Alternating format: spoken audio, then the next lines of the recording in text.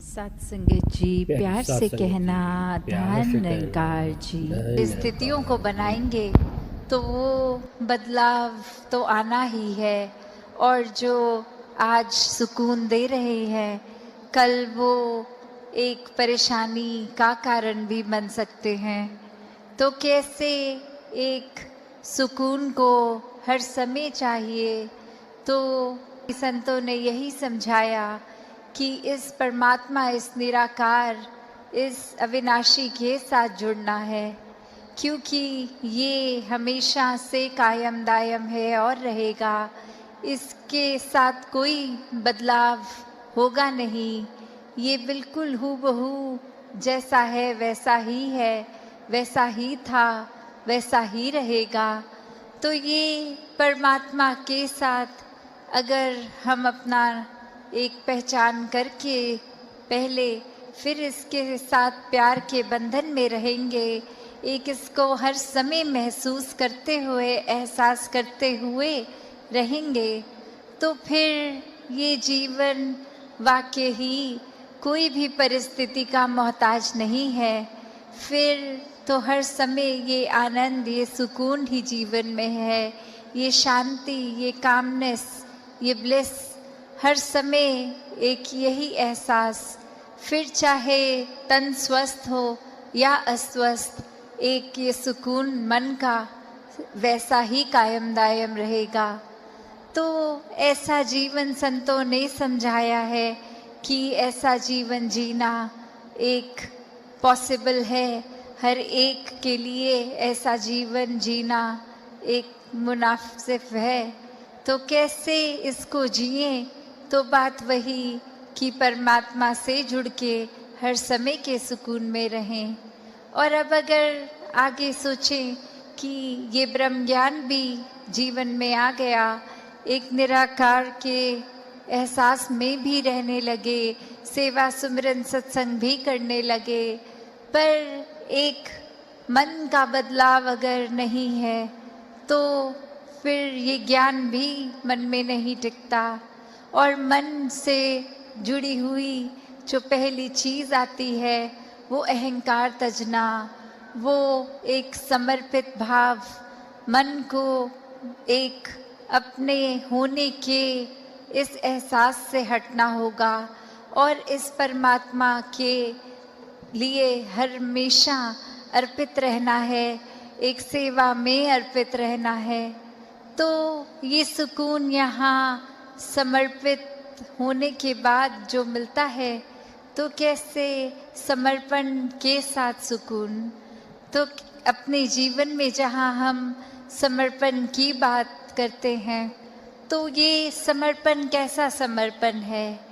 एक समर्पण सिर्फ ये तो नहीं कि कभी अक्सर जीवन में हम देख लेते हैं, हम कह देते हैं कि हमसे कोई सीनियर है, वो कुछ ऑर्डर्स दे रहे हैं और हम करते चले जा रहे हैं।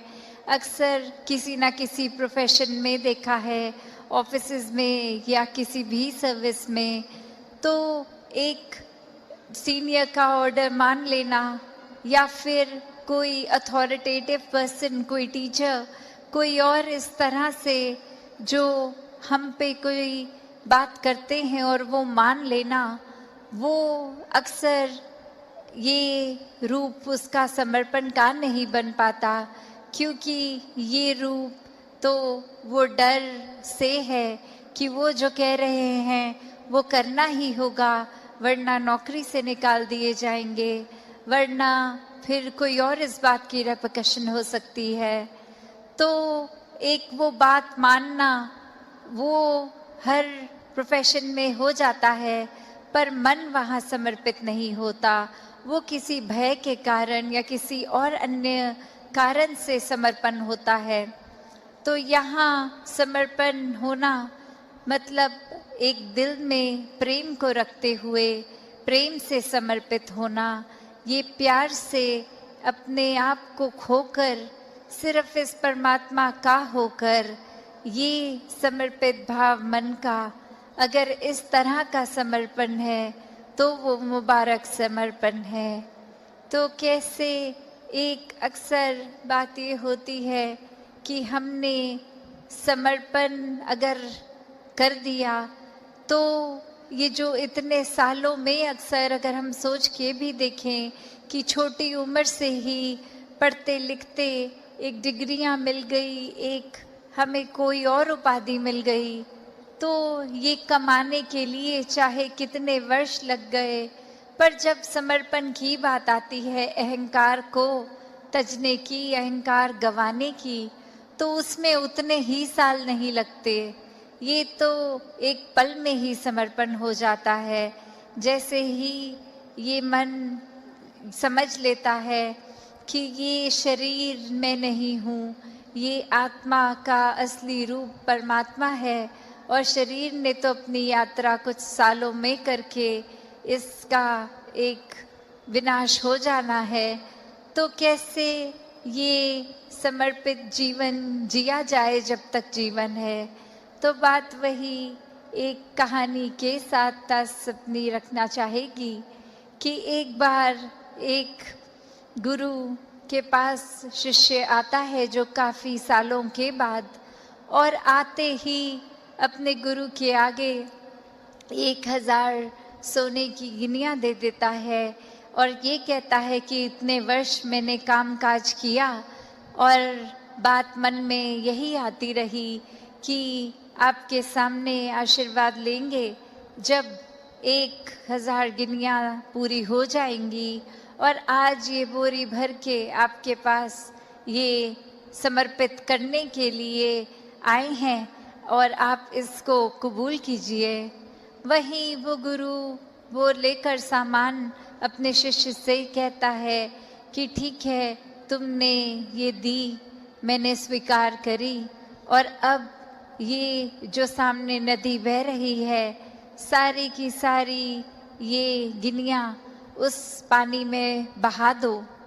और अब वो शिष्य के मन में सवाल कि क्या ये एक क्या ही बात हुई, इतनी मेहनत जो करी कि गुरु को देंगे और अब वो दे भी दिया, तो उसके बाद वो इसको अपने पास नहीं रख रहे हैं, वो इसको नदी में बहाने को कह रहे हैं। तो वहीं वो सवाल कि क्या फिर वो समर्पण था कि अगर एक क्या होगा अब उस वस्तु का, जिस तरह हम देना चाह रहे थे वो उस तरह अपनाई नहीं गई, उसको साथ तो कुछ और ही करने को कह दिया। तो वहीं ये ख्याल जहाँ उस शिष्य को आया और फिर वो अपने मन पे किसी तरह काबू करके, क्योंकि अब गुरु ने कहा था तो वो फॉलो करने के लिए किसी भी सोच विचार के साथ चला तो गया नदी किनारे कि ठीक है, अब कहा है तो ऐसा ही करना होगा। और वहीं काफ़ी देर हो गई और अब गुरु भी इंतज़ार कर रहा है कि ये इतनी देर से लौट के नहीं आया, इतनी देर क्यों लग रही है वो उसको वो सिक्के नदी में बहाने के लिए। तो फिर वो गुरु ही खुद उस नदी किनारे जाते हैं और क्या देखते हैं कि वो शिष्य एक एक करके सिक्के को फेंक रहा है, जिसकी वजह से वो बहुत ही देर लग रही है। वो एक बात फिर गुरु समझाते हैं कि ये समर्पण करना है तो इतनी देर क्यों लग रही है, समर्पण तो एक साथ ही किया जा सकता है, पूरी की बोरी को एक साथ ही नदी में बहाया जा सकता था, तो एक एक करके क्यों, इतनी देर लगा के क्यों। तो ये कहानी में तो ये मन की अवस्था ही है कि हम किस तरह एक अपने मन को इस तरह मान लेते हैं कि कोई अटैचमेंट हो गई, कोई और कारण से अगर ये लगा कि कुछ वस्तुएं इकट्ठी हो गई हैं, कोई उपाधियां मिल गई हैं, या कहीं अपने मोहल्ले में, अपने दायरे में बहुत नाम कमा लिया है, एक हमारा कुछ औहदा, कुछ रिस्पेक्ट बन गई है, एक तरह के हम सेलिब्रिटी बन गए हैं, कुछ 2-4 लोग हमें जान गए हैं, तो ये एक इम्पोर्टेंट होने का अहंकार या कोई और तरह का अहंकार ये मन में घर कर लेता है, तो ये सारी चीज़ें सिर्फ इस्तेमाल के लिए और सदुपयोग के ही काम आए। दातार हर एक पे कृपा करे कि सुकून जीवन में सबके भरा रहे, सेवा भाव, एक समर्पित मन, इस तरह का जीवन हर कोई जीता जाए। तो ये बात मन में अक्सर आती है कि हम बहादुर किसको समझते हैं? क्या शरीर के बल को एक बहादुरी से जोड़ते हैं, या कुछ मन में एक अपने द्वारा ही एक कोई ऐसी बात रख लेते हैं जिससे एक मोटिवेशन मिलती है, एक अपने आप को बहुत ही कोई ऐसा काम करने के प्रति एक मन को हम पुश करते हैं कि उससे हमें शायद लगता है हम बहादुर हैं। तो असली बहादुरी क्या है? ये असली बहादुरी तो वही कि जो भी सत्य है उसको समझ के, उसको एक हकीकत को जानने के बाद आंख ना बंद करना कि ये संसार में आए हैं तो मौत भी निश्चित है। एक जीते जी उस बात को, उस फैक्ट को अगर हम ना भूलें, इस सत्य के पहचान के बाद ये सत्य को जीवन में अपनाएं, तो ही वाकई में बहादुर हैं। क्योंकि कायरता तो फिर आंख बंद करने में होगी।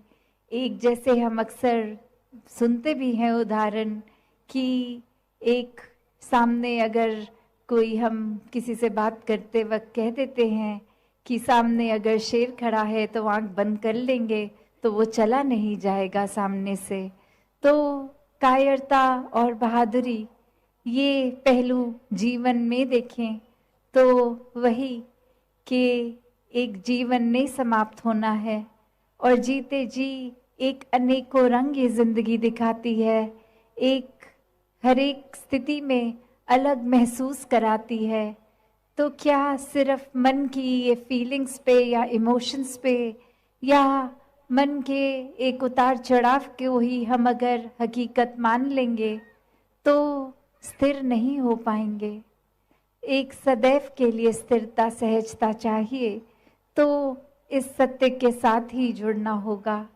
और वो सत्य, ये ब्रह्म ज्ञान कि हर समय ये परमात्मा का एहसास, इसको पहले जानकर फिर इसको एक इस पर पूरा विश्वास होना, और विश्वास के साथ ही जीवन में भक्ति और आनंद आना। कैसे फिर जीवन में इस प्रभु के प्रति वो प्रेमा भक्ति की अवस्था एक हमेशा के लिए।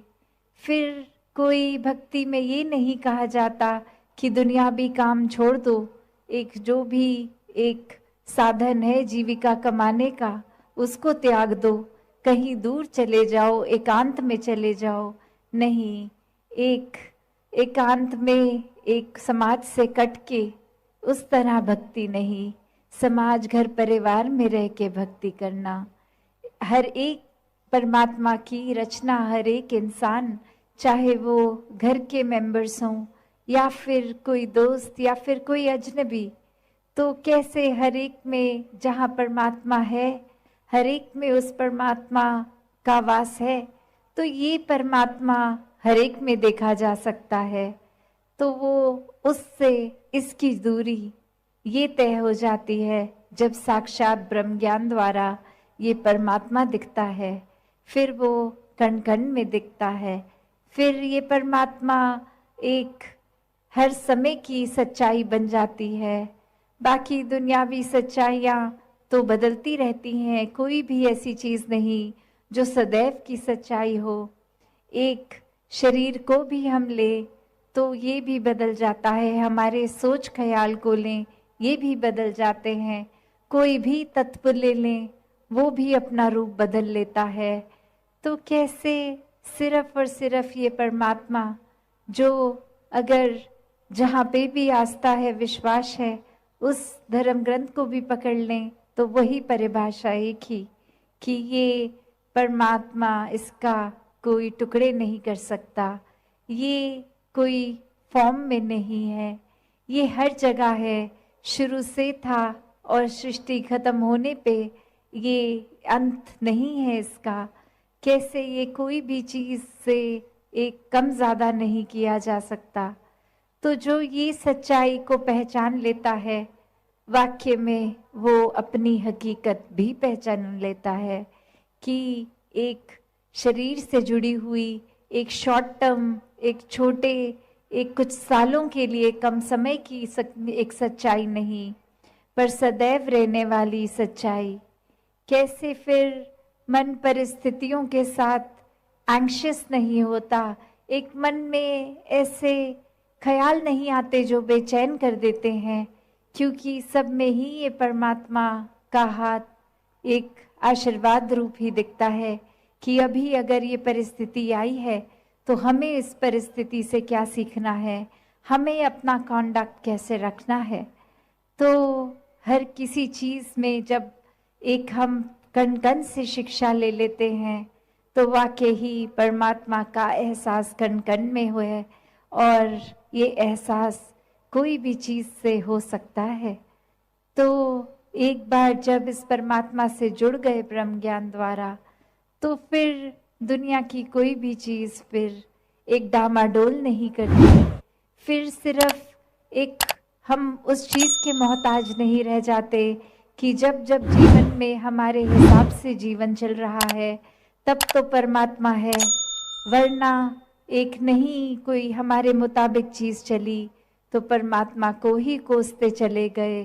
परमात्मा से ये मन की एक शक की बात कि परमात्मा हो भी कि नहीं हो, अगर हो तो हमारी क्यों नहीं सुनते हो, एक हमारे ही शरीर में क्यों तकलीफ दी, एक हमें ही कोई धनहीन क्यों रखा, एक हमें ही ऐसी परेशानियां जीवन के इतने पड़ाव पे इतने लगातार क्यों दी। भक्त तो जानते हैं कि परमात्मा का होना ही सच्चाई है, परमात्मा द्वारा हर पल जीवन का ये प्रसाद रूप है। इसको अब कैसे निभाना है वो हम पे है, एक हमारी चेतनता उसको प्रयोग में लाना है कि कैसे एक कर्म जहाँ करने की आज़ादी है वहाँ किस तरह चुनाव करना है कि किस समय में कौन से कर्मों को करना है। और उत्तर बहुत ही सरल कि हम कर्म भी वो करते हैं जो हमारी सोच बन जाती है, जो चरित्र बन जाता है, जो बोली भाषा जैसी बन जाती है। तो बात वही कि जब ये परमात्मा को ही मन में बसाएंगे तो हर पल इसी का शुक्राना होगा, इसी का एहसास होगा और इसी परमात्मा के ऊपर जीवन आधारित होगा, तो कर्म भी बहुत पावन बन जाएंगे। एक पूरी दुनिया के लिए एक दिल से सेवा होगी, एक पूरी दुनिया के लिए जीवन बीतेंगे, सिर्फ एक अपने लिए सेल्फिश होके खुदगर्ज होके नहीं, पर वाक्य में एक पूरे संसार के कल्याण के लिए हमारा जीवन होगा। तो एक बालक बालिका के जीवन में ग्रोथ की बात होती है, वहाँ पे एक अच्छी तहजीब के साथ साथ ये एक अंदर से स्पिरिचुअलिटी की भी बात की जाती है। ये चाहे फिर ये मानवता का संदेश उस रूप में एक गुणों को अपनाने वाली बात, तो चाहे बेशक छोटी उम्र से ये पढ़ाई सिखाई जाए, पर ये जीवन में हम हमेशा इसको कोई ऊपरी पढ़ाई की तरह ना लें, कोई सिखाई गई चीज़ की तरह ना लें, क्योंकि जिस समय ये परमात्मा ये निराकार ब्रह्म ज्ञान से जीवन में उतर गया, वहीं एक हमारे अंदर से भाव बेहतर मनुष्य बनने की, और इसकी कोई उम्र भी नहीं।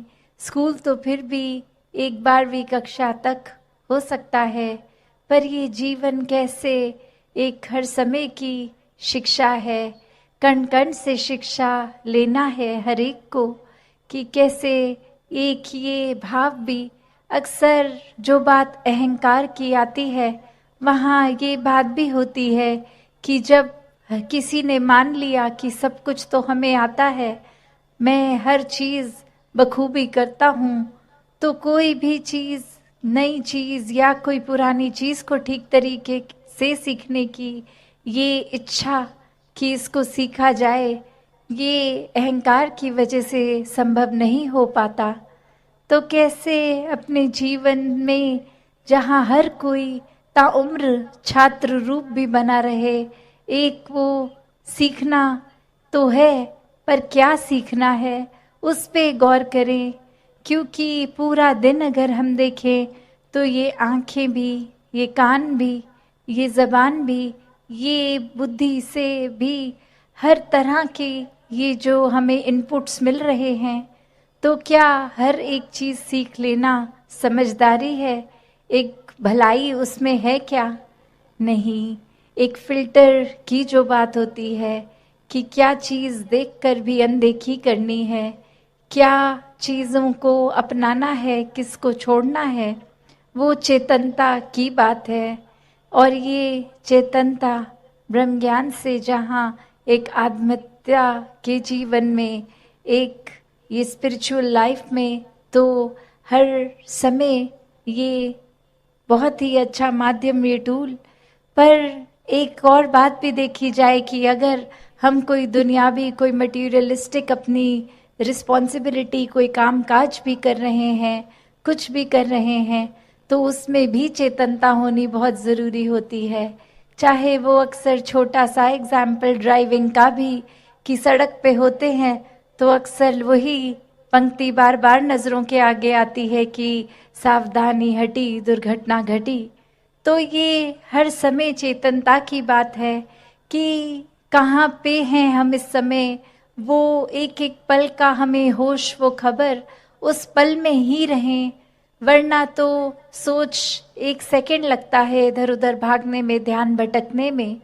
तो कैसे जहाँ उपस्थित है शरीर, वहाँ मन को भी उपस्थित रखना है, और ये चेतनता हर समय की जीवन में हो। तो फिर बात वहीं आती है जहाँ से हर बात की ही शुरुआत है, ये परमात्मा, ये निराकार, ये जो बेरंगा है, इसके एहसास में हर समय रहना एक पॉसिबल है। एक हर एक पल इसी के एहसास में जीना संभव है। और ये कोई बहुत कल्पना की कोई किताबी बातें नहीं हैं। हर कार्य करते हुए इसके ही एहसास में अगर रहा जाए, तो ये परमात्मा हमारे जीवन में और गहराई से उतरता है। कैसे फिर जहाँ बात अभी जिक्र भी अहंकार का हुआ, कि कैसे फिर मन हमारा अक्सर इतना ज़्यादा, किसी ने थोड़ी तारीफ क्या कर दी, वो ही बात में इतना अपने आप को श्रेष्ठ मानते हुए एक ऐसी विचारधारा के अंतर्गत रोज़ जीना, उठना, खाना, बैठना शुरू, कि अब हमसे श्रेष्ठ तो कोई नहीं। हर एक जीवन में हमने सोसाइटी में कुछ मान सम्मान पा भी लिया, तो वो मान सम्मान एक किसी तरह की अपनी ही अहंकार का कारण बने नहीं। जहाँ जिस रूप में भी हम जीवन में प्लेस्ड हैं, वो हमारे लिए अहंकार का कारण नहीं, विनम्रता का कारण होना चाहिए। कि अगर कोई जिम्मेवारी किसी रूप में है, चाहे वो घर के ही छोटे यूनिट में, जिस तरह का भी, या समाज में, या कोई भी, तो वो एक हमें अपॉर्चुनिटी मिल रही है, मौका मिल रहा है और सेवा करने का, अंदर से अपने पात्र को और खाली करने का।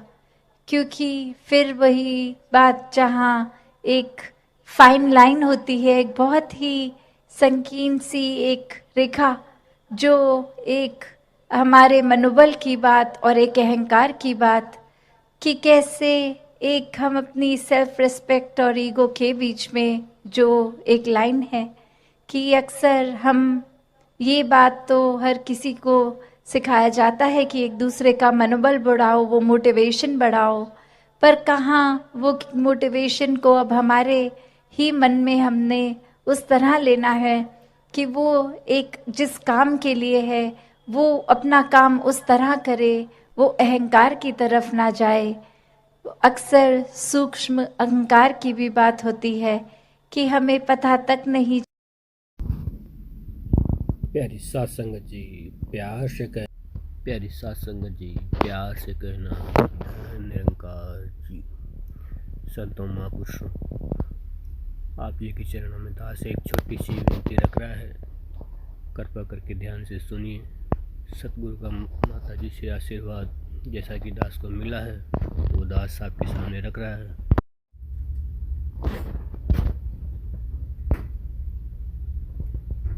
जैसे कि जीवन में मानवता, बच्चा जब किसी घर में पैदा होता है तब न हिंदू होता है, न मुसलमान, न सिख, न ईसाई। बच्चा केवल बच्चा होता है। अगर वह हिंदू के घर में पलता है बढ़ता है तो हिंदू कहलाने लगता है, और अगर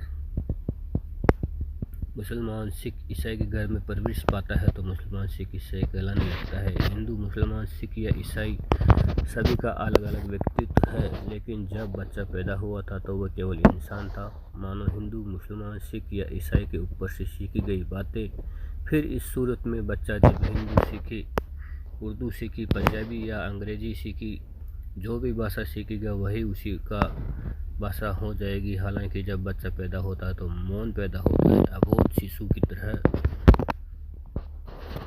जब बच्चा आगे जो भी सिखाया जाता है वह सीखता चला जाता है, और जब वही बच्चा प्रौढ़ हो जाता है तो उसके चारों तरफ एक ढांचा निर्मित हो जाता है।